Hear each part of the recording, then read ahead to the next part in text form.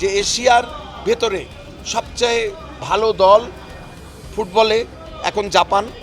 এমনকি জাপান এমনও হতে পারে যে আজকে তারা অন্তত 2 গোলে ব্রাজিলকে হারিয়ে তারা মানে নকআউট 16-এ তারা চলে যেতে পারে।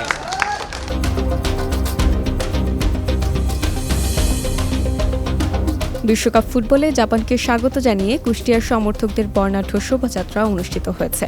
আজ সোমবার দুপুরে বিশিষ্ট চিকিৎসক এস.এম. মুস্তানজিদ মেডিসিটির আয়োজনে শোভাযাত্রাটি শহরের প্রধান সড়ক প্রদক্ষিণ শেষে মেডিসিটি চত্বরে এসে শেষ হয়। শোভাযাত্রায় শতাধিক জাপান ফুটবলপ্রেমী অংশ নেন।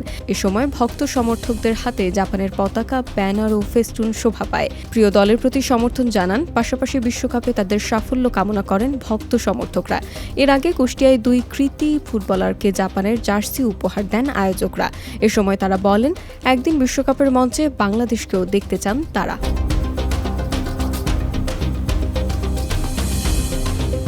জাপানের খেলাকে এবং জাপানের দেশকে আমরা বাঙালি হয়ে আমাদের পূর্ণাঙ্গ সমর্থন সবসময় ছিল। 22-এর বিশ্বকাপে আপনাদের মনে আছে আমরা অনেক দূর পর্যন্ত গিয়েছিলাম এবং কোয়ার্টার ফাইনালে যাওয়ার মুখে জাপান ছিটকে পড়ে। আজকে যদি জাপান ব্রাজিলকে হারিয়ে দেয় তাহলে আজকে যারা ব্রাজিলের সমর্থক থাকবে ইনশাল্লাহ সবাই আজকে আমাদের জাপানের সমর্থকে পরিণত হবে, এটা আমরা বিশ্বাস করি। আলহামদুলিল্লাহ মন থেকে জাপানকে সাপোর্ট করি এবং ইনশাল্লাহ আমরা জিতবো। আজকে জিতেই আমরা কোয়ার্টার ফাইনালে যাব। হার জিত পরে মানে খেলা ভালো হবে এটুকু বলতে পারি।